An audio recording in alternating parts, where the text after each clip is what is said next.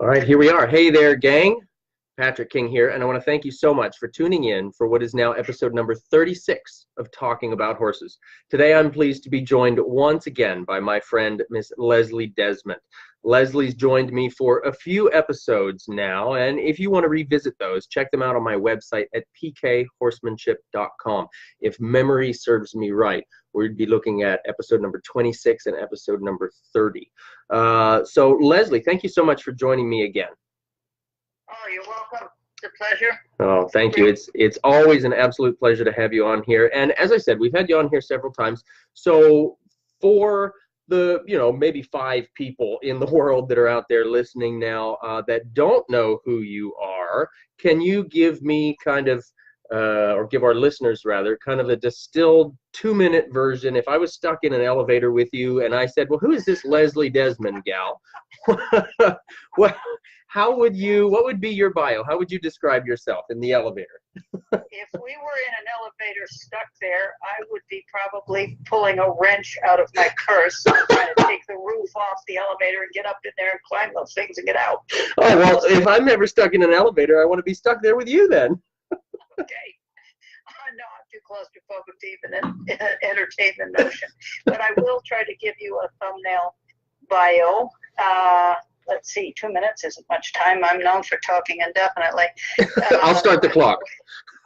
What I can say is that, well, I've been involved with horses my whole life, since the age of 4, and been very lucky to meet people who understood horses the way I could appreciate and understand most of the time. And that led me to the commitment very early that I would be really dedicated to serving the horse as long as I'm here. And I knew that at the age of 7. So that's the start of my bio. All the things I've done since then really are just the culmination of the things I've learned from making mistakes, to be honest, and paying attention to the right people when they showed up. I think I missed a few good ones for a variety of reasons. I had really tremendous opportunities to go in very decidedly competitive directions at a young age. I could have taken different opportunities to I was interested in jumping, and I was interested in horse care and hoof care when I was young. Those are 3 things I did a lot of: jumping and taking care of feet and taking care of animals, diets and grooming and building fence. I'm a good fence builder, and things like that. What's gonna really be best for the animal. That was always in my mind, actually. This is almost 2 minutes, right? Oh, we can keep going. Okay. Anyhow, somehow the years slip by, and the years slip by, don't they? So decades pass, and I really did like showing when I did it, and I was actually fairly good at it. I never minded making mistakes in public. Never minded making mistakes anywhere, because I think the more mistakes you make and the more comfortable you can get making mistakes, the less likely you are to make the same one twice. So with that in mind, as I look back over, actually 60 years with horses, because I'm 64, I can say with sureness that I still feel like a beginner, and many times I'm working with a couple of horses now that are letting me know how much I don't know.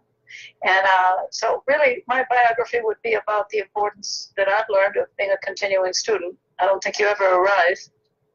Perhaps it's nice to have a goal in mind of some kind to organize your the time you spend or your fantasies, but really and truly, the horses present such an opportunity for you to grow and develop and to refine your presentation of tact.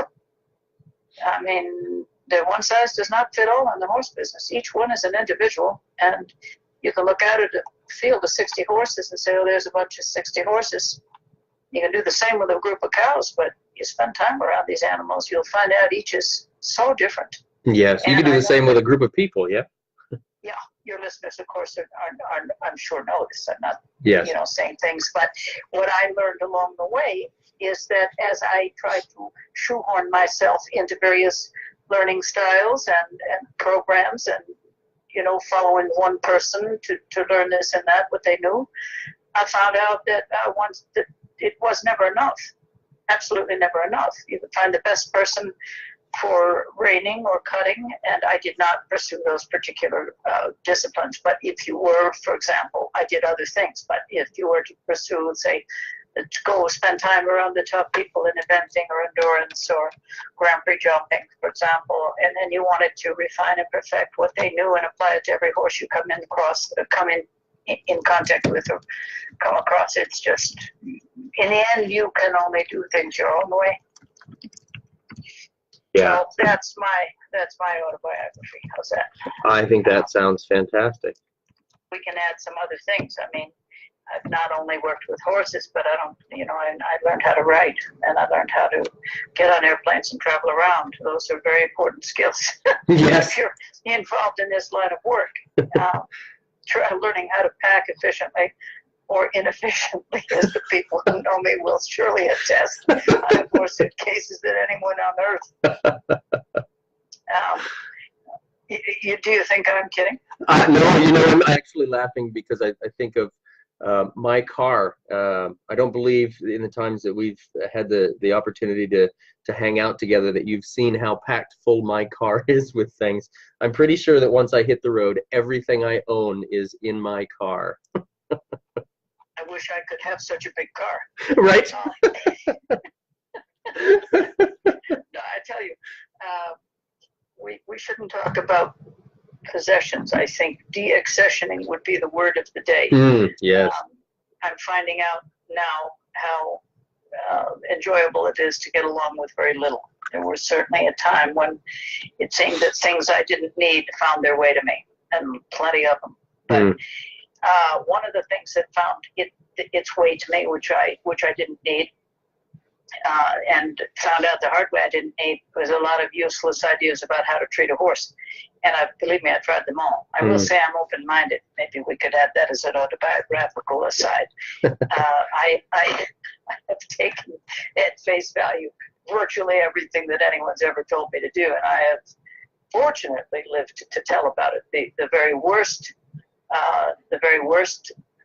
episodes and the very worst advice I've gotten, I've also taken, and found out that where it may work for one person, I don't give up on one experiment either. If it doesn't work the first time, I'll try several things on several horses. I'll try it several ways, or I'll spend months thinking about it. And one of the things was the part about making life hard for a horse at the back of the trailer to make him get in and to make him seek refuge. And that was really impressed upon me for many, many, many, many years. And I really never got over the fact that I tried so hard to make that work. I'm sure, and I've seen people do it effectively many times, but I found it was very tough to try to teach this, because when you're trying to make a determined effort to make life hard for a horse, and that becomes the goal, so that he concludes that something else is nicer than what you're doing, it also quickly became clear to me that other people became more interesting to him too. And so I really very quickly started spending less time at that. You just said something right there that I hate to interrupt you here, but you just said something that I found very, very meaningful. And that was that you're doing things and see, I'm going to mess it up already. The things you're doing, the horse finds other things more comforting, or however you just said that. Well, okay, the idea was you make the right thing difficult, yes, the right thing easy, the wrong thing difficult. But if you're the one making the wrong thing difficult, yes, he associates you with that behavior, and yes, so you've lost your pal. Yes, that's what just struck me right there. And as many times as we hear these things, these ideas, make the wrong thing difficult, the right thing easy. I think I was with Ray once, and he said, why don't you just make the right thing obvious? People are so damn good at making things difficult. Well, that's good advice from Ray. I would have taken it myself. I took a lot of advice from Ray, and that among them. But you see, making the right thing obvious is the point. Yes. And because it takes a lot, and this is where Bill came in with his great observation. He said, there's no end to what you don't want. So why don't you show them what you do want? Oh, I like that. Yeah.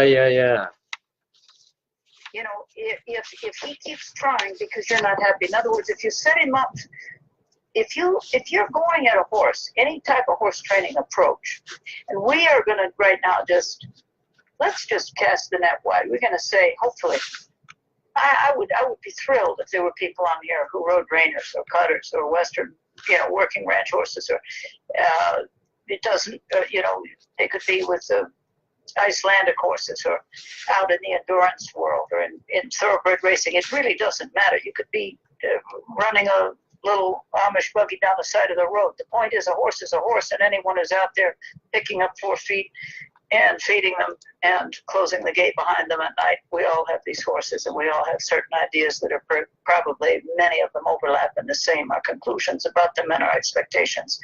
So really, the discipline and all of the accoutrements, all of the snaz and jazz you have to bankroll and finance and acquire in order to participate in this way that we do, okay? None of that really matters, because in the end it's the horse. Right. But if you're really going at this in a way that the horse is going to be corrected as a way of finding out what you want, that means you're expecting to correct it. That means you're looking for what you don't want, ready and poised to correct it. Mm-hmm. You go at it, so in other words, really in his mind, the relationship becomes around waiting to be told that he's wrong.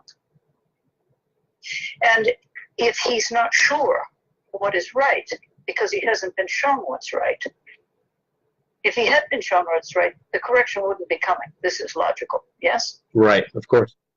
So you're going to correct the horse every time he does what you don't want. At some point, it should bother a thinking person enough to question whether or not they've taken the time to show him what they do want. Yes. Because if they have, then that correction can be taken off the list, and you can move on to something interesting, like advancing your horsemanship instead of correcting him every day for getting too close until he's 25. Right. And this is the thing that people, I think, really would benefit from making that, I hope, will benefit from closing the gap and this is not to in any way insinuate that people are not bright or not paying attention. It's just that we have our habits, we have our routines, the horses fit into our days, and pushing a horse back out of the way just becomes something we don't think about. It's just part of the relationship. Yes. He's too close, push him back. What about if he learned never to crowd you? Right. What about if you took care of that, you left that out? How many hours in the lifetime of a 20-year horse would you save for other things? Right? Because Absolutely. if he's being pushed back every time you're around him, at least once or twice, that means he's loading the forehand so that you have to push him back, which means he does it when your reins hit his shoulders too. Right, exactly. Exactly. So these are small things. Is this still part of my autobiography? Oh no. Oh no. This is this is an extension. Part 2. Okay. Okay, just checking. Anyway, I'm not sure what you wanted this evening was a monologue, but I just there are so many things that are fascinating when we start to really think about the inside of a horse's mind and what they're really set up to appreciate and to offer. And the main thing they're set up to offer is speed, which is, I find, what most people like the idea of and love pictures of, but don't necessarily want to experience firsthand on their back on the first ride. Right. And this is where another, kudos to Ray Hunt. If you weren't ready to gallop, he'd get you ready to gallop. I mean, yep. that was one of the great things about the way his colt starting worked. And I know probably a lot of people wish they'd been able to ride with him, and I know quite a few who have. And one of the things that's really important to remember is that it is the need and it is the biologic imperative of a horse to run. Yes. For many, many reasons. For fun, for exercise, because it's cold, because he has a place to go, because he's frightened, because he's curious, because he's protective, because he's keyed up, because something hurts. They run for all kinds of reasons. Yes. So when we're up there and we don't feel comfortable about them running, we have to start to look at what sorts of corrections and what sorts of presentations we make that will not backfire on us later, so that he understands how to slow the feet down without us paying a price later, because the investment in that momentary slowing agenda and need and action on his body parts doesn't start to put the wrong kind of money in the bank. Yes, absolutely. And then, I find also the horse can sometimes, I don't want to say turn off, because that's probably not the right way to say it. But if he starts to express himself and he gets fast, he gets speedy, and we just shut him down without recognition of that, they start to change how they present themselves to us. Yes. Do you find that as well? Yeah. Yes, I do. Mm-hmm. Yes, I find it, and yes, I maybe don't want to be up there. Right. Right. I mean, well, what I think what you're talking about is when they start to resist an effort to either slow down or turn, and that can be one and the same, versus just going flat out in one direction, is either going to know something about turning or running into something, or about slowing down with two reins or with your seat. But the pieces that go into that, the part that the effort and the investment that goes into training, the planning, the training of getting a horse ready to read you before something hurts. That's an important thing to think about, so that you don't have to just go to something that would be considered an e-brake in order to go from a gallop to a trot. Most people just stick their feet on a dashboard, haul back with two reins, and there's a lot of, there's a fear quotient in there, which is something to talk about, because really, in the end, Patrick, you have to have a good seat if you're going to ride a fast horse. Yes. Or? I think so, right? I think so. I would sure think so. Or you'd at least hope so. So, does anyone have any questions? We've got a couple that are coming in, and actually one of my questions that's popping up, and of course I'm going to be selfish and I'm going to throw mine in there because I run this show. Yes, you do. One of my questions that's coming up, and I think it's going to be valuable for everyone here, hopefully, because that's why we do these discussions. We talk about preparing the horse so that he understands not to, we'll go back to the analogy of the horse crowding, right? Rather than correcting the horse for crowding all of those times, we set the horse up so that they understand where they need to be, so they never feel the need to crowd.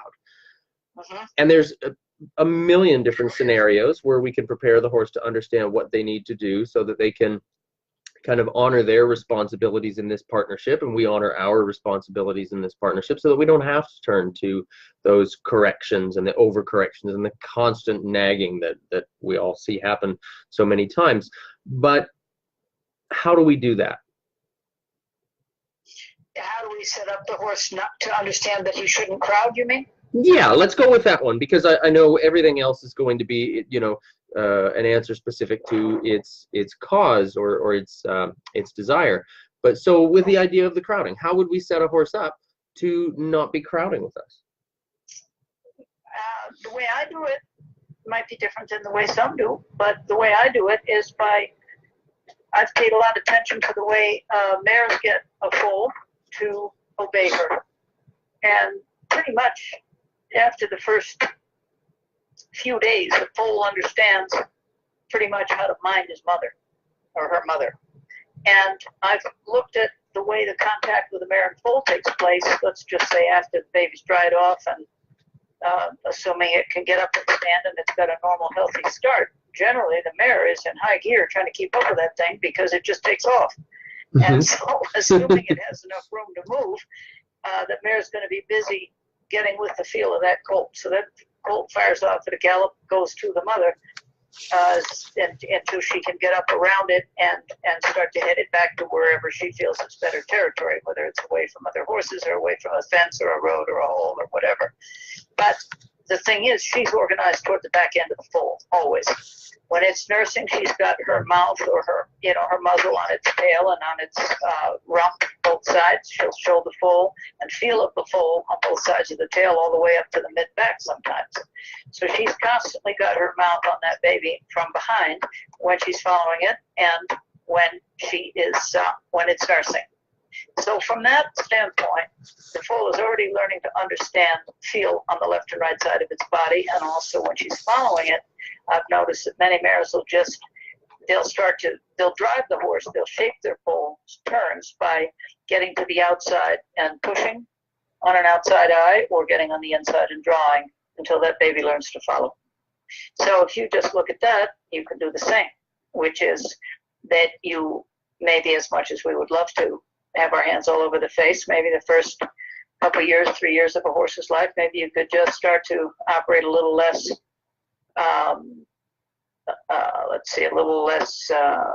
with a little less need for human type of affection and human type of exchange. We love our dogs and our friends and our children and our sweethearts and all the rest, and we go face to face for those experiences, right? Nose to nose, eye to eye, mouth to mouth, right? Right, that's how we do it, and that's how we do with our children and so on, our friends, our family, everything. So the horses really don't work that way. And so how the mother gets a speedy foal, whatever he weighs, a couple 100 pounds, jetting off into the beyond, how does she turn that foal and get him to come back? She gets behind him where he can see her and either draws on one eye or puts pressure on one eye. So if she wants him to turn right, she's going to accelerate on the left side and drive him to the right. And then when he starts to yield, she'll flip her neck over the back of his rump, whether she's, right on him or 20 feet back, that'll draw. So she'll bring that eye, because right in that spot where her head and neck come over the back of that foal, whether he's right underneath her, and they're galloping, or whether he's back and at a distance, he will follow her once he picks her up out of that inside eye on a turn. And that's how they teach them to follow. And so I think if you really want to understand, the beauty, there's really something very beautiful watching a herd interact, if you have the time, or watching a Maryland foal that have enough room to move. We're not talking about these stalled arrangements where they're just sort of kept like, I don't know what, display pieces or something, but where they really have an operation, the capacity to develop naturally the way nature intended. You really start to learn that the mare's she's got it figured out. So what I do, and I've really had this very much in mind since the end of the 90s when I started working with Bill in 95, seriously on the book that we wrote together, then he was very clear about me giving up quite a few things that I had learned previously if I wanted to learn how to operate through feel, or as he would call, your better feel. And what I did at the time when I met Bill, I was apt to crowd a horse. I was apt to love on them and get right up in their face and stand next to them, blocking their eye with my elbow at the mouth or the bit. The whole 50% of the horse's vision was taken up with the side of my face, my hat, my shoulder. And I didn't give any thought to it. I mean, I thought I understood horses, and that is not so long ago. I mean, I already had a long career with horses and thought I was doing fine. Not that there wasn't something to learn, but I had no idea that how would you like at a dinner party someone comes up and sticks their hand over your one eye and shakes your other hand? Right. I mean, hello. Right. Rather imposing. It's extremely presumptuous. And especially when you're starting to think about holding a flight animal into the pressure of punishment or into the pressure of your need for affection and for demonstrative feedback, social feedback. My horse loves me. Let me take a picture with my new shampoo, my new cologne, my new lipstick, my new hair, my new everything, my new smells, 20 new smells every month. These horses have a hard time adjusting to that. They want a human smell, a natural smell, and you can bottle yourself up any way you want. But I'm just saying, it doesn't get the horse any closer to you. Because really, they are driven on the senses: smell, sight, sound, feel. Right. I suppose taste, but I mean, we're not really getting in that area. Right. Mother Nature made all of those others a priority, for sure. So the sound, the horses are one of the things that happens with smell, as with people too. Smell is a very emotional thing, right? You can be cold if you're just relying on vision. You can stay detached. You can stay analytic. You can stay in a certain part of your mind. But the minute you start to think about smell, you think about taste. You think about taste and smell, you think about emotion. You think about the way people load their horses up with emotion, but they're just looking and touching, and they're not really giving any thought to the fact that, You have on maybe cologne, deodorant, lipstick, mouthwash, toothpaste, and hair stuff, shampoo or hair conditioner, whatever else. What is this horse to do? You're standing in his nose with all that stuff, and you just had a cheeseburger. I mean, I'm sorry, but people don't have any idea how this causes a horse to block you out. It's just like being next to somebody on a bus who doesn't smell very nice, or you're in public and somebody, whatever it is, becomes ill or takes their shoes off or isn't a very clean person. This is definitely not appreciated. Doesn't mean you're going to erupt or that the whole world is going to come to an end. But we all, and animals too, are highly, highly sensitive to smell. And people forget that horses are. You hear people say in the training circles, "Oh, he's so emotional." And he's really an emotional horse. He's got issues. And I'm not saying that it's just because he deals with 17 different people in a week, all of whom use different commercial smell products. I'm not saying that. I'm just saying that the world a horse is in now, in the life we give him, the domestic life we provide, he has no say about it, and he responds the way he does. But the way that he is misunderstood has a lot to do with the choices that we are not aware, that we make, that we are not aware of the effect it has on a horse. Right. That's a lot to try to jam into a sentence, but that's really what I truly mean. So how would I try to get the horse not to crowd me? I guess I'd load myself up with all that stuff I just said not to do. So we want to avoid you. And now we have a horse that's hard to catch, right? Right, now you got a horse you can't leave, catch, or tie, and he bucks you off at the top. That would carry all that pomade. Oh my goodness. Okay, I'm teasing you now. I'll get, oh my goodness. Okay, I'm going to get down to it though. Really what you want to avoid is you want to avoid bringing the horse up into you for treats and love and affection and then punish him for being there. The real fact of the matter is don't teach him that you'll get an apple by coming up and eliminating all the space between us. Good boy, I love you, kissy, kissy, and then pop in the nose 5 minutes later because you suddenly realize he's standing on the back of your boot. You see, this is the piece to leave out. If you really want to treat your horse, and believe it or not, I do occasionally buy a carrot or an apple or borrow one for certain horses here and there. Roll it out on the ground, it tastes the same. Put it in a bucket, it tastes the same. Right. These hand-fed treats and these sort of ooey-gooey little love-saturated media pictures with horses and people blocking and crowding each other, you can be sure, I think, that the hand that feeds a horse also hits a horse. Right? That's a very interesting perspective. Yeah, it's very common to see that. Absolutely. And the people who are doing that don't think about it. And they also don't hate the horse. They love the horse. But, there's lots of evidence of this with people who do this with dogs and children and things too. It's just part of setting the horse up to fail so that your corrections have a place to go. And most people, I think, do it because it was done to them. It's normal to correct because you were corrected without thinking about how do I get to the goal. Does my goal include correcting my horse every day for crowding? What a waste of time. Right. Really? I mean, you're 50 years old. You've got a horse since you're 30, and for 20 years he's been crowding you. Right. And you never questioned it. Are you really? So let's question it. Is it too late? No, it is not. That's the good news. No, it is not. Right.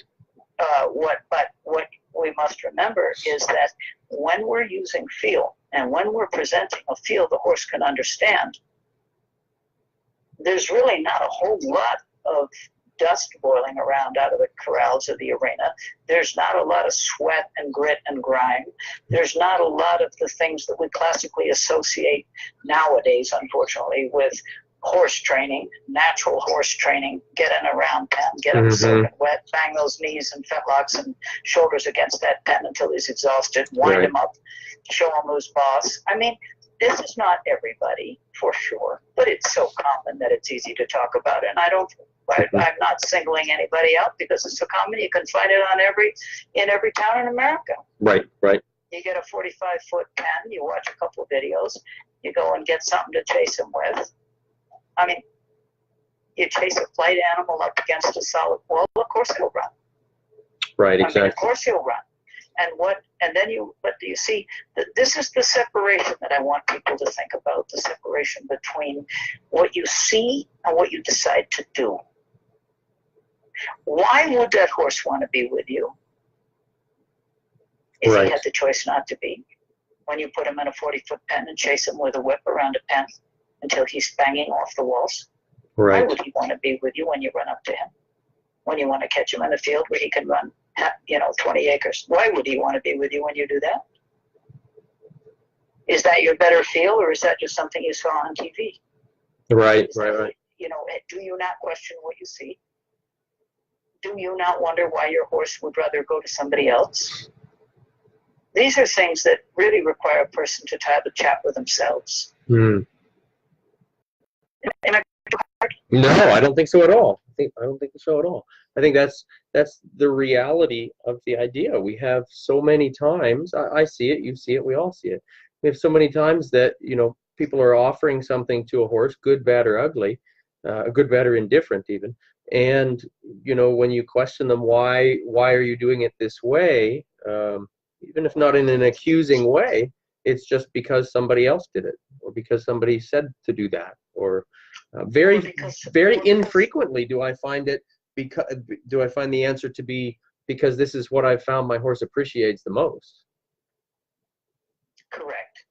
There is a whole group of people who say, I learned it from the horse. People from now, from before, from whenever, from the future. If you learned it from the horse, then why didn't you pay attention to the feel he was showing you? Right. I mean, really, if you want to learn it from the horse, you're going to learn feel, and you're going to learn feel and release. If you're going to learn it from another person, you're likely to learn a lot about pressure and release. And that does not mean it's wrong. But people have asked me, well, who taught you this? When did you learn? To be honest, I learned about feel and release as a kid. And only when I started taking formal lessons did I, brokenheartedly, to be honest with you, abandon the relationship and the standards that I had, which is that I wanted a horse to want to be with me.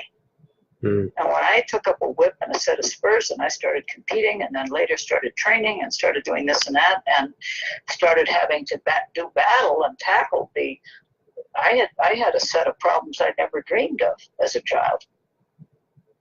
I mean, I was riding horses at 10 and 11, 12, 13 years old that I was actually, because I had to actually renounce my values, to be honest with you.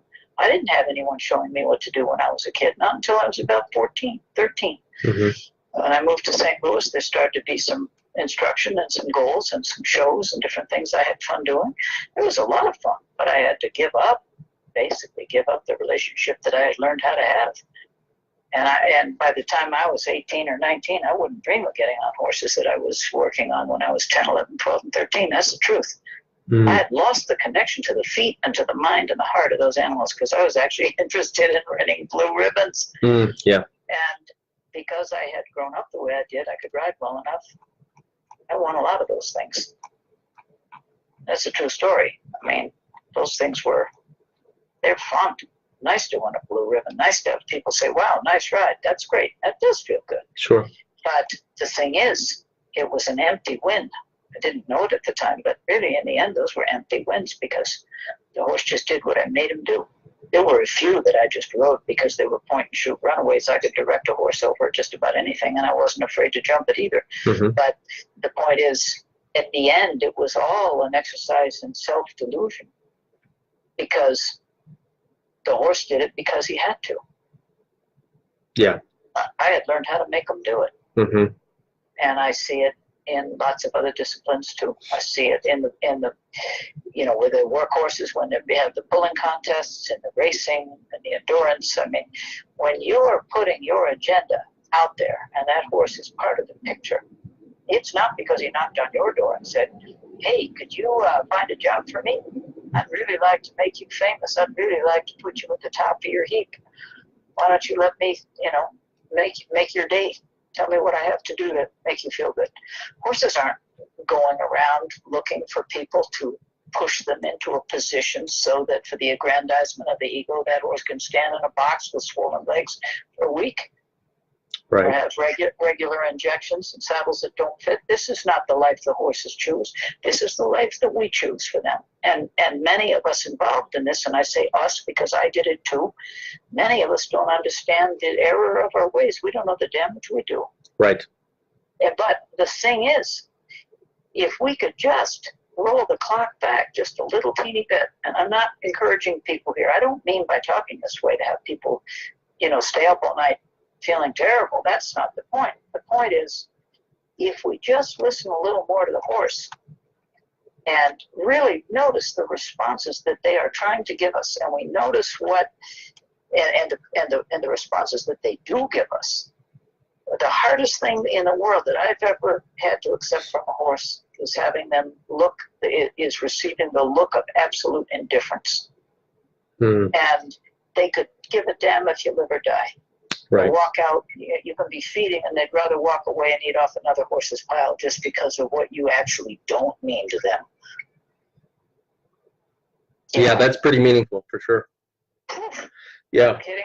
That was a page turner in my life when I hit that point, but that's because I had started and I had learned how to use horses as a means to an end.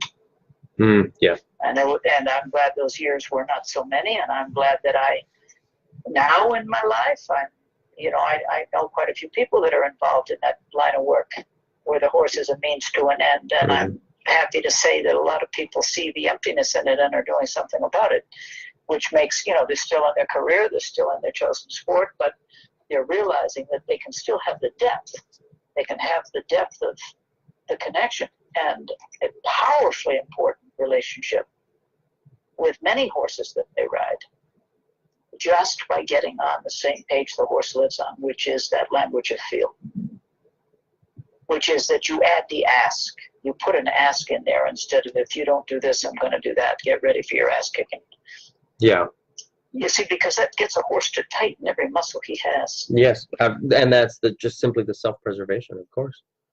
Right. The self-preservation, exactly. So we talk about the feel. How would you describe feel? And I know we've talked about this in each of our discussions together, each of these broadcasts, but kind of the distilled version for the listeners that maybe haven't heard you talk about this. How would you describe feel? Because we talk about the feel and release versus pressure and release.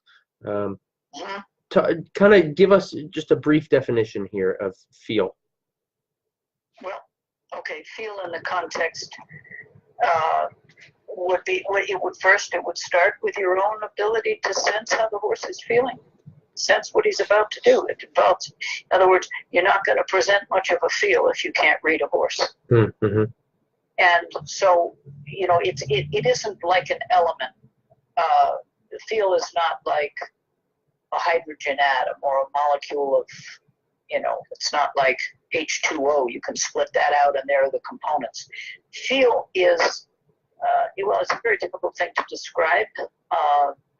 Bill took 5 years to get his thoughts down on paper with my pen pushing those ideas along, inch by inch with an ink pen. He puts in his definition section at the end of his book, chapter 9, called Meanings.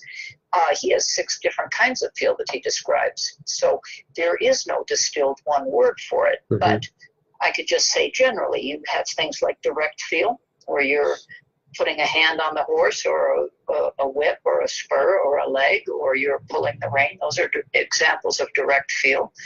Indirect feel has a large range of definitions, which could be anything from your body language, your line of sight, where you're looking, the emotions that you come into the horse's sphere of perception. You walk up to a horse with a happy attitude or a sad or depressed attitude. That's another kind of feel, which Bill would have called indirect feel. The other kinds of indirect feel is your arm movements. You have a supporting hand, a directing hand. You want to kind of shush them out of a barn, or push them off the end of a pasture, you're going to use indirect feel. You're not going to run up and push on each one, for example. So there are many different ways of looking at feel. He has also written about feeling of the horse, which really has to do with reading the horse.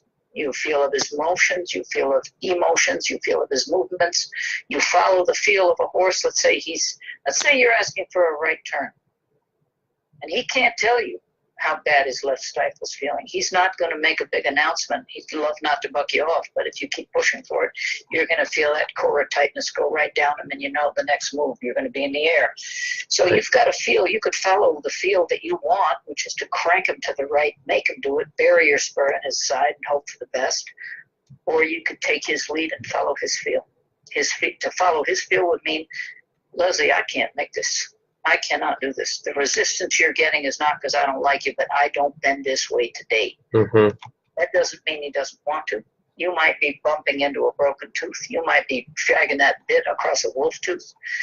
He might have, you don't know if he's got bleeding ulcers. You don't know if he's got no cartilage left on the top of his shoulder blades. I mean, there's so much that goes on for these animals they can't express. But if I get up against something where a horse is saying no, I'll generally say, okay, sorry I asked so hard. Let's see, what do we do now? You follow his feel to what he can do. That would be the definition of following a feel. Or you ask that horse to take his head up off grass, and he says no. So instead of teaching him that pull means go by yanking his face off grass and dragging him across the parking lot to the barn, you don't want to teach him that. Although many people invest heavily in this pastime after they're great, they're cooling off their horses, or they've given them a bath, they let them graze 5 minutes, and then they want to yank them around. Don't be surprised when you pull and they take off. Right. And drag you along with them. Yeah. Yeah. If pull means go on the ground, it isn't going to mean stop with your reins. So you got to darn sure want to put some thought into feeling of the horse in the moment, and have a clear idea that just because you have a bank account, an agenda, you've got support all around you for the dream, it doesn't mean the horse is part of it in a meaningful way for him. And that is hard news for a lot of people. Yes. Well, there's a lot of self-reflection involved in that, and damn it, my horse should just do the right thing. Pretty much. And people who are going to push that to a point, you'll see also they got dogs and kids and spouses that are kind of going along with the same marching band. It's not, generally this is not just isolated to the way people look back toward a horse. It's isolated to the way it often. Not always, but it often extends just to the way they present themselves to anybody. Yes, right, Which is, it's my way at a highway. This is my life, my way, my deal. This is how we're doing it, and that's great. And there are a lot of wonderful people who decide to live that way, but that doesn't mean a horse understands it or can do it. You see what I mean? Yes. I mean, a horse can only do what he can do, and they have many ways of trying to show you, help you. And when you bring force, you bring pressure to the relationship. What it teaches is pressure. So if you want your horse to feel back to you, say, hey, where have you been? They hear your car, they're waiting at the fence instead of going the other way. They see your dog show up in the yard and they're waiting at the fence, they're calling out to you. How nice is that? Yes. That's a great feeling. But that's not going to be just because you load them up with carrots. Because eventually they get full, Right. They get full. So it isn't just about the treats. There has to be more, because if it's just about the treats, that same horse is getting an elbow in the nose or an elbow in the chest, or someone's kicking him on the pastern to get him back off of there, or taking a whip to the forelegs. This type of confusion that gets set in where love and food begins to create a discipline problem. I love my horse, therefore I feed him by hand. Okay, I feed him a carrot out of my mouth. I have a cute little picture on the piano of me. My arms are around him. He lifts me off the ground.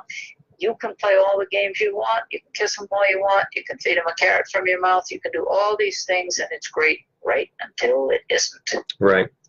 And the thing is, you've got a flight animal there, and he might go along with all these games and be just a blast to be around. really fun to work with, really fun to ride, really fun to play with, really fun to have all these little affectionate ooey gooey games with, right until he's a horse and something scares him and he runs over the top of you, and that, that's the end of it.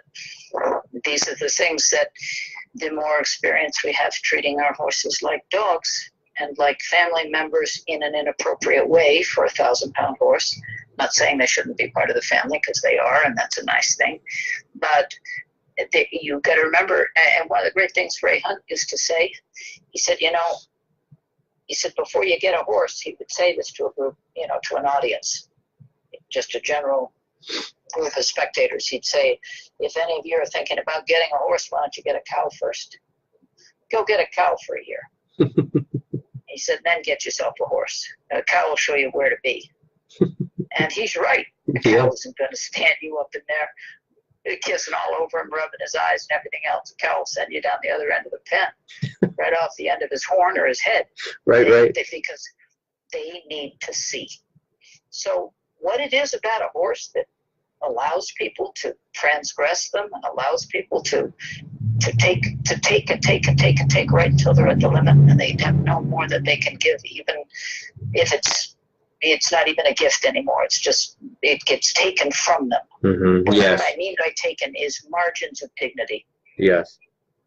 We're not talking about anything other than just the horse kind of has to suck it up and put up with what's delivered or else. And that is something that comes very, very hard to people who grow up around horses. I think many people who grow up around them, at least the way I did, the horses were friends of mine. I wanted to get along. I wasn't doing battle until I was taught to do battle. Right. But you ask now, okay, what is feel? Well, there are several. I've been talking now 20 minutes answering it. Have I answered it? Probably not. You can say, I'm moving into the answer. It's a huge topic. Mm-hmm. It's like to someone who doesn't understand how horses actually work, but they've been professionals for 20 years. This is a very hard conversation to have. And I know people, many of them actually, who are successful. They are wealthy. They are widely respected. They have rooms full of ribbons. And they don't, in my opinion, really understand how the animal operates. Right. But the animal understands what they have to, but the animal has learned how to operate in order to get by. Yeah, right. They've learned to do the task. Right, and it's that aspect, it's that side of a horse's nature and character that makes it possible, in fact, to exploit them, so that you can set them up to fail, so that you can correct them day in and day out for things that they actually know how to do without being corrected. But if you are looking for the spot where your correction has a home, they won't let you down. They're going to do their part of that dance so that you can correct them. But it doesn't mean that they won't do it again. Because what is a real correction? Patrick, come on. A real correction is something that works. Yeah, sure, of course. Otherwise, you're not actually making a correction. You're just kind of going into an argument or a discussion or yeah. It's some kind of a requirement, a behavioral habit. Let's just take kids, okay? You're going to talk to your daughter, for example, every Saturday afternoon about not going into traffic without looking both ways? I don't think so. Right. Right? How many times you have to tell a child not to put a hairpin in the outlet, electrical outlet? Right. Right? Okay, this is a one-shot deal. We're talking life or death here. This is not something we're going to rehearse. We're not going to practice this and get a scolding later. There is no later. Right, exactly. So that's what I'm saying. These people who are making, and I say these people, everybody, all of us, you make corrections mindlessly, and you end up, because it doesn't lead to anything except having to do it again, you start to become dull to your own relationship. If you're correcting somebody again and again and again, the conclusion is obvious. You're either not effective, right? Yeah. Or you have another reason for doing it. Yeah. How many times are you going to tell your child not to play with fire? How many times do you have to give a 10-year-old boy a lesson about matches in the office, in the house when you're not home? How many times do you have to have the talk about the stove, the matches, getting into Dad's razor blades? You don't have that anymore, but when I was growing up, they had loose razor blades. Men shaved their face with those things that were dangerous as can be. All that stuff. So when a parent is making a serious correction about self-preservation, those corrections are heard and those corrections are made, or we wouldn't have so many people left, right? Right, exactly. So being made, it should stick, or else it wasn't a legitimate correction. Well, it was either ill-conceived or offered in an inappropriate way. But the point is, I mean, when it comes down to things like playing with fire, staircases, traffic, things like this, electrical outlets, those lessons are quite clear.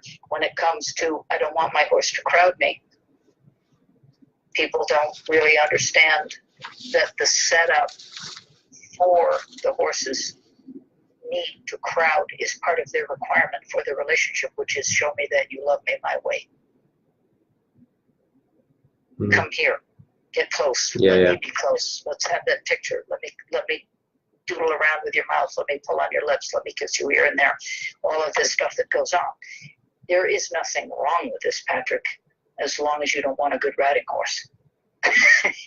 Because you really, I mean, this is not for me to get up on my soapbox and tell people not to kiss their horses. This is ridiculous. How dare I?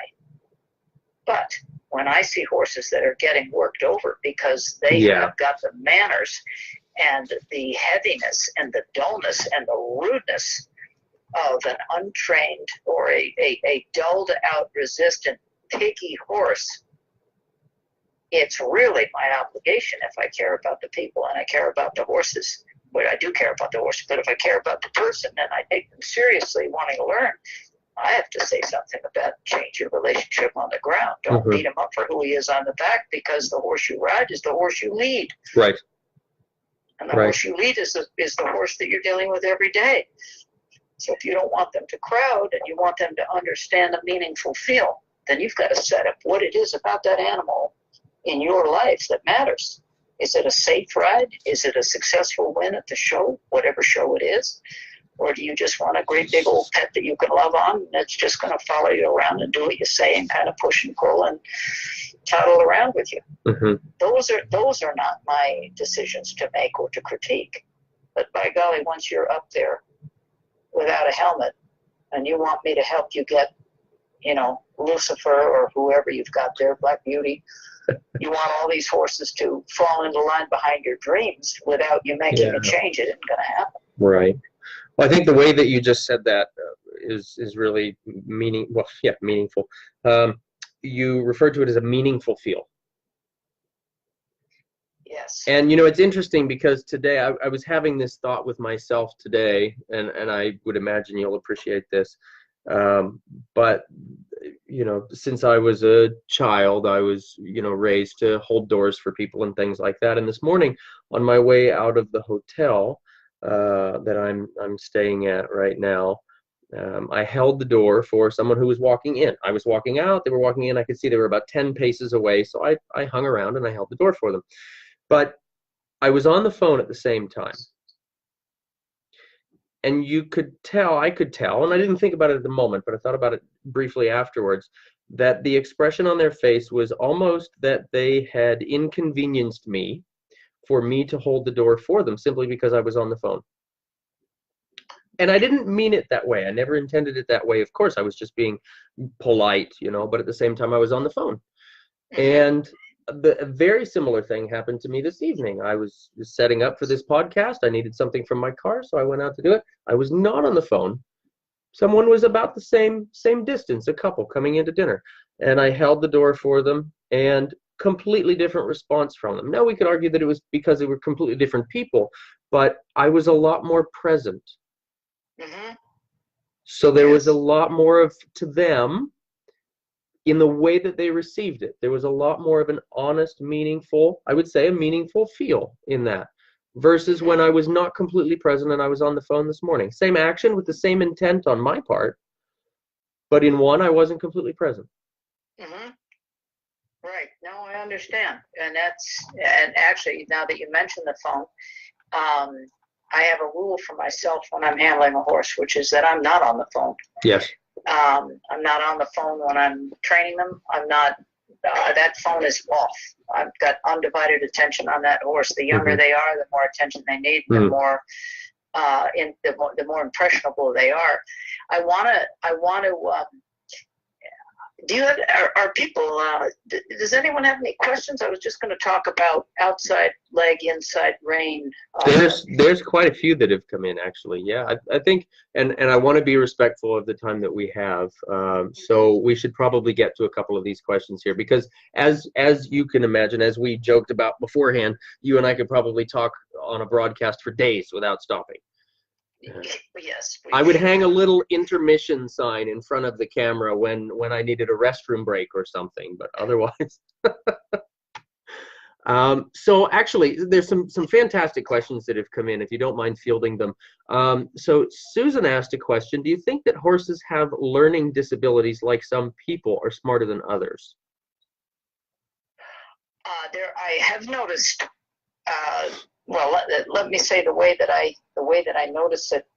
It's very hard to assess whether an older horse or an already trained horse has a learning disability, because you just don't know what people have laid in there. You don't know what type of alertness, what type of life force. You don't know what type of training. I mean, you look at the menu of training options that's out there.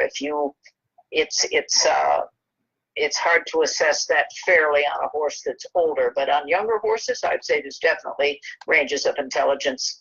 I don't know about, I wouldn't know if I would call it disability, but let's just say I certainly have noticed that there are different aptitudes.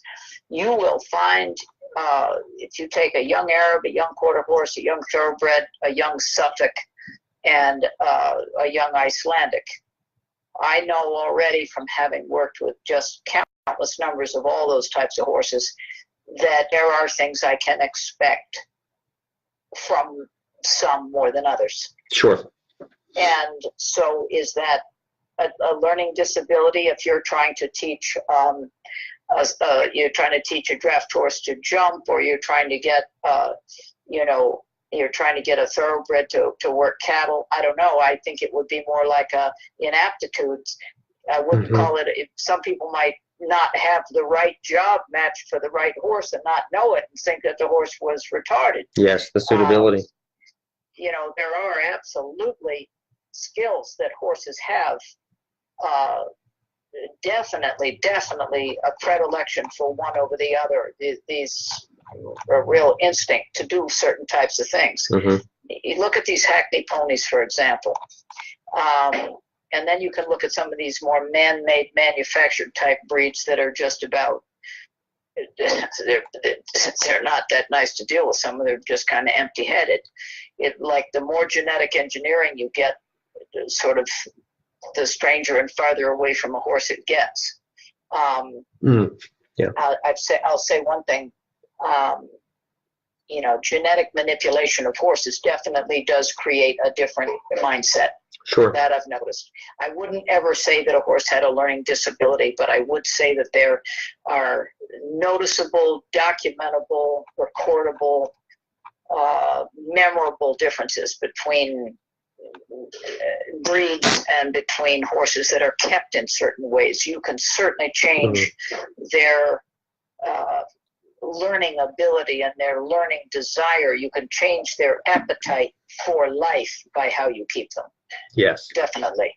Yes, absolutely. And I always tend to think of it, and I think we're on the same page, I tend to think of it as their learning ability, not them having a learning disability. Yeah, there's a great range in that. And then it's more a matter of, I think that the single biggest impediment, the single biggest limiting factor to a horse's natural development of a horse's learning, skill achievement and learning structures is by being in too much confinement and too much lack of stimulation. Yes, kind of the socially challenged horses. And yeah, and certainly the foals that are raised by human beings are some of the least desirable horses to be around as adults. Absolutely. Definitely the most dangerous, definitely the least horse-like. I'm so glad to hear you say that, because I've said that so many times working with different rescues, and particularly I remember one particular situation where I was working with a rescue, doing a lot of training with them, and they had the nurse mare foals in. They had a large number of nurse mare foals in, and everybody wanted to love on them. Everybody wanted to have them lay on their laps and things like that. And we did a day of education, and the big day of education was simply watch them interact with each other and don't touch them. Notice how they actually interact with each other, rather than how the human taints that environment and that the expectation. The expectation. And that's so often, I think the case is people have this skewed version or vision of the social interaction that they have with one another. One of the best things you can do if you're running an operation like that, and I've never really taken the time to seek these people out and talk to them, but the best thing you can do to get these horses into happy, healthy lives is get these foals drinking out of a bucket. Yes. You get them. Don't bottle feed them. You get them. You give them 48 hours. You give them a bottle. You get the milk on your fingers. You do anything you can to get them sucking, and then you graft them right onto a bucket. Yes. The faster you can do that, the better the chance that horse has of having a good life. Yes, absolutely. And thankfully, this group did end up doing that, and it made a big difference in the behavior of the foals and that sort of thing. Yeah, absolutely. So Ashley has a question here that I'm very curious to hear your answer for, and it brings me to a question that I have also, just probably more one of semantics, actually. But Ashley says, I have a very headstrong paint that I ride Western dressage. With the work that we do, I usually have to make it seem like his idea to get him to do it correctly. In other words, moving forward, off the leg, give me a good working jog, etc. Otherwise, he will do it, but be reluctant and lazy. As I move into the harder movements, what tips do you have for working with one of these headstrong types? I sometimes feel like I'm mentally exhausted trying to work with him and not have him back down from the work on me. I reward him verbally with pats while I'm riding, and I do give him small breaks, so it's not always a go, go, go, but being his breed, they're smart. I always feel like I'm trying to be smarter than him, which I'd like to think I am, but he's a smart cookie. So what do you feel about in this case, she's referring to him as headstrong, because it sounds to me like he's lacking the kind of effort that she wants him to put into his job. It sounds like there's a lot of resistance to her. And I guess I would, before I would say anything about anything, I would ask her when's the last time she took him out on a loose rein gallop. Yes. Can you ask her that? When's the last time she galloped that horse out and really let him run? And I mean really let him run. Is she listening? I'm not sure if she's listening or not. I hope so. Ashley, if you were there, we want to know when was the last time that you took your horse out on a good gallop. And there's a reason I'm asking. I'm sure that maybe it sounds to me like he's bored, to be honest with you. Yes. I just typed in the question for her too. Hopefully Ashley is still listening. So while we wait for her to come in with that. Well, if there's another question, I could ask that too, or I could just. Oh, there's plenty more, but we can go on. Yeah, we can go on with this question. I would love to hear your thoughts. Yeah. Well, the first thing, even in just the way the question was stated, there's a lot of resistance. Basically, you start by labeling a horse headstrong. I guess that means that there's a tight rein, a lot of leg. If you're headstrong, I'd have to really, in all fairness, I'd have to see the horse, right? Yes. But headstrong connotes resistance, stubbornness. I want this, you want that. I have to work harder to get this. It sounds as though there's a tremendous amount of two-way pressure. It's reciprocal pressure instead of release. I'd release him to go. If she's using a lot of leg, it means she's bringing the leg into his side, which means that he's basically bracing against her leg. Exactly. By resisting, he's compressing his abdomen. He's probably locking in his back. Right. So Yeah. basically, he's tightening up in anticipation of having her kick him or squeeze him, and this is a perfect horse that could be released into any maneuver. That's what I would do. Mm-hmm. Instead of trying to analyze why he's that way, I would just say he doesn't appreciate the pressure. Quite clearly, I mean, that's why I say, you know, a lot of times it's really hard for people to understand. It's hard for people to understand what the horse's reality is like when you're sitting up there and you're leveraging your go with. I mean, it's not possible for me to imagine that this paint is being asked to go on a looser rein. My picture that I have from what these words say is that she's livening him up into collection. She's got him held, is what I'm feeling. It's what I'm seeing. Why else would he be headstrong? I mean, but this is where I need her to kind of feed back to me, because I don't want to make assumptions, and I don't want to mischaracterize her Right. circumstances by giving an answer that isn't really appropriate to her, to what she's experiencing. So right. So that's going to bring me to my little side question, and she is still here. She made mention that he's not necessarily on a tight rein, even in a loose rein. She feels that he's pretty hesitant to go. So I've asked the question again, what about the gallop? That brings me to my side question that I wanted to ask you about. I hear so many times from people, and I think it's just a passive acceptance of a term that's not fitting, about a horse being stubborn. And I don't know, maybe I'm wrong. I kind of have the belief that I don't believe a horse can be stubborn. I really don't believe any prey animal can carry that idea of being stubborn. But what are your thoughts on that? Well, the horses that I've seen characterized that way have been simply misunderstood. Yes. There are examples of lack of cooperation between people where that could be said the same. Yes. And I have seen, when I remember as a child one time, this isn't really, I'll get right back to the horses in a minute, but I remember maybe I was under 10, and I watched a man who was, he was a custodian somewhere, and there were other people who apparently were in the same organization but over him, and he was getting what I considered a very hard time handed to him. I couldn't understand what any of it was about, but I just knew from the look on his face that he was misunderstood. Well, as it turned out, he didn't speak English. And he was perceived as being stubborn. Gotcha. and being on. I think in the end, I heard that he was fired from his job for not cooperating. He did not understand what he was being told to do. Wow. And I think that happens with horses. I think that many of it, and it particularly happens when horses are not handled on both sides. We ride them on both sides, the arms and the legs on both sides. We want to go in two directions, but most of our work is done in our right hand on the left side of that horse, as the equipment is set up that way. And many of the books that you can buy and classes that you can take still tell you that you have to do this and that on the left side. But you're going to get up there and your body will be all draped over him on the right side. He can see your elbow, see your foot. He can see your arm, asking him to go out to the right. But you see, many of these things, because the horse is set up to see differently, he's set up to operate and feel differently. And until his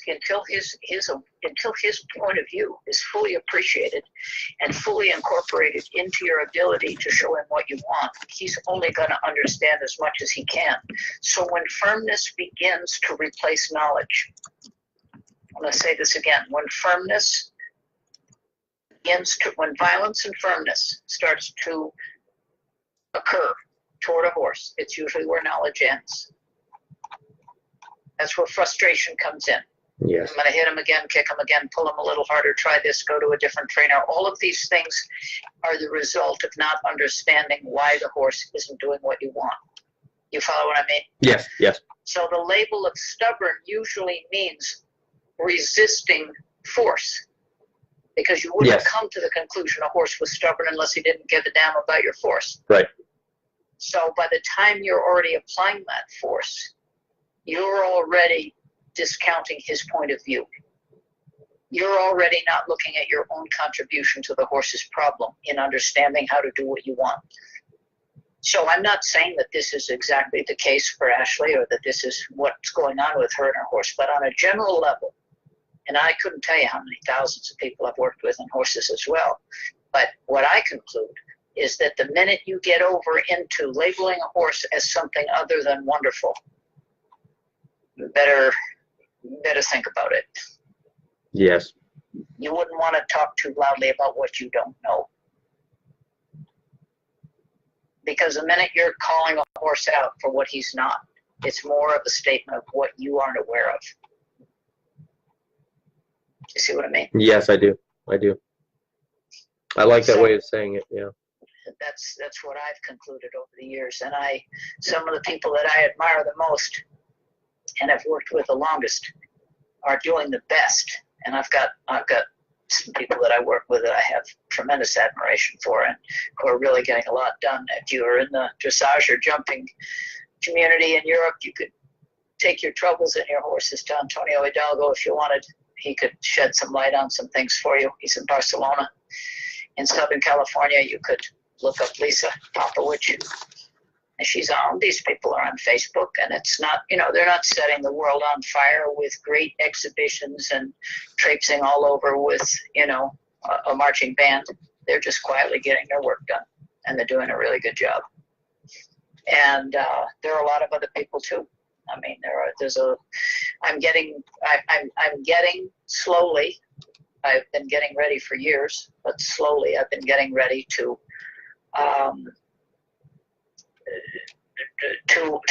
make it possible and to make a I should say how do I say this, not a stage, but a venue, an online venue for people whose work I admire and whose efforts are really helping other people. Karen Musson from Ohio is another. She does work overseas as well. Mm-hmm.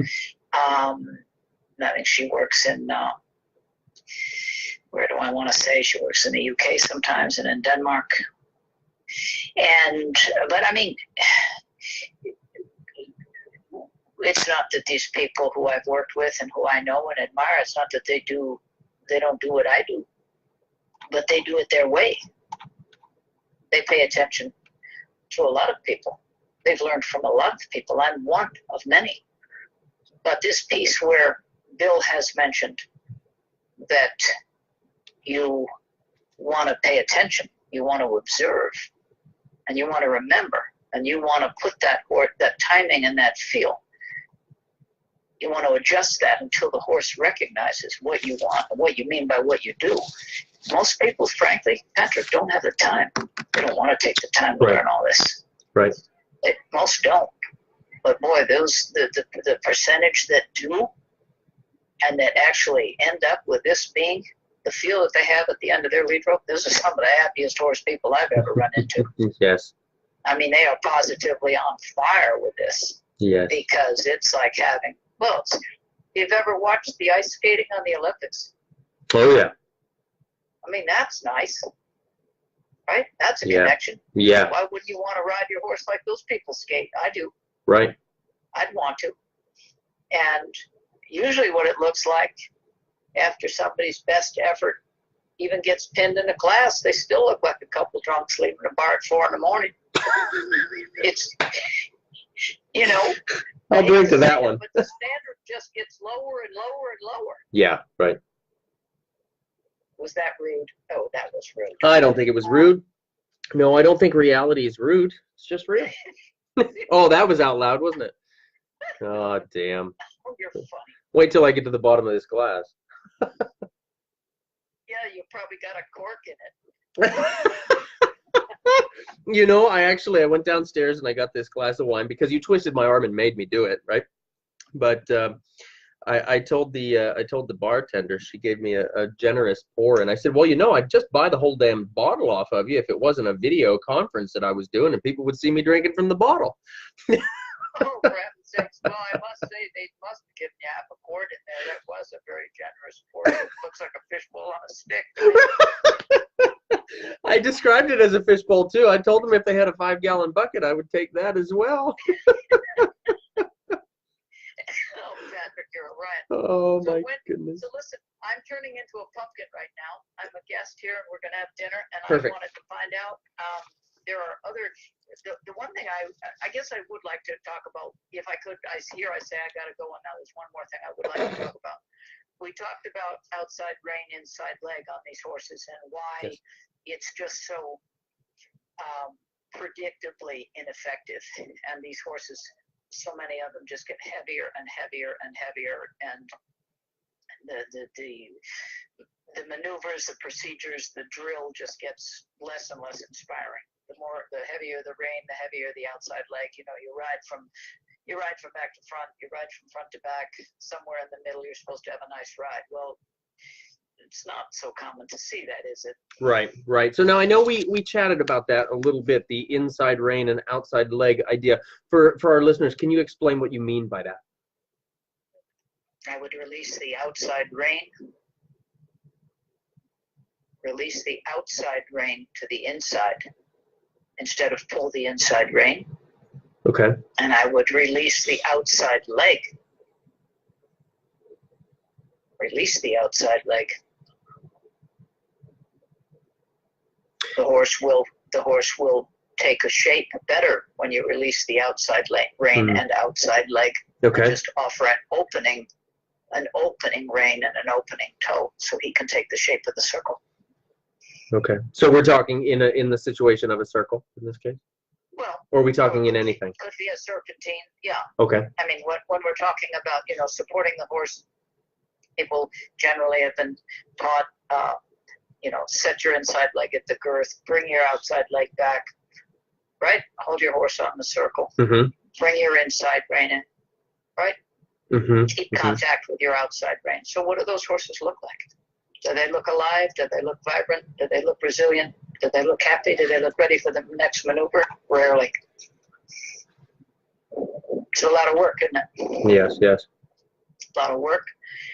And if you begin to experiment with releasing the outside rein down the shoulder groove, you'll have that inside rein reach toward your opening rein. It's not like you got to ride with floppy reins. We're not talking about that. It's just a matter of experimenting and starting to try on for size what really works and what really becomes beautiful. Right.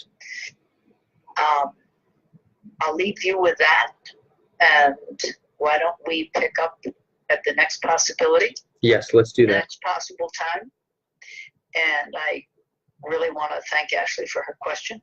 I hope I was able to shed some kind of light on that.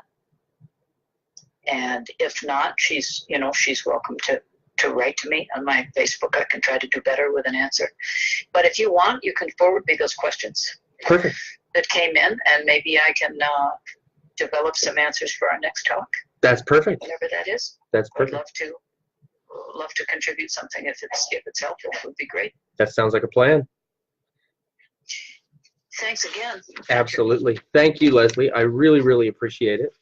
I appreciate the time, and I've been taking notes as we've been going. I've got so many questions for our next broadcast, and I will make sure to notify our listeners when you and I get the opportunity to discuss and to set one of those up. I was actually just today going through my available dates for more broadcasts for the rest of the year before I head over to Europe for the winter. So that'll be perfect that we get a chance to do that. So thank you again. Thank you so much. Thank you so much. It's always a pleasure. It's really fun. Let's see what the future holds, okay? That's perfect. I'm looking forward to it. Thank you so much to the hosts there that are allowing me to take up your time, and I believe you said you've got a dinner to go to, so please enjoy that and tell everyone we said hello. I will. It's a pleasure, and thank you, listeners. Absolutely. Thank you so much. We'll see you later. You bet. Have a great evening. Okay. Bye, Patrick. Thank you. Bye-bye. See you. All right, gang. I want to thank you so much for tuning in for episode number 36 of Talking About Horses. I really appreciate you lending Leslie and I your ears. Please remember that if you've missed any of this, you can access the full broadcast through Facebook, through YouTube, iTunes, or by accessing and streaming directly from my website.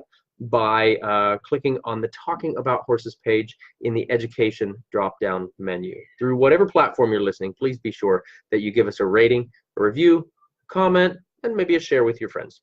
Your word of mouth and support is absolutely the fuel for this fire. Thanks again, gang.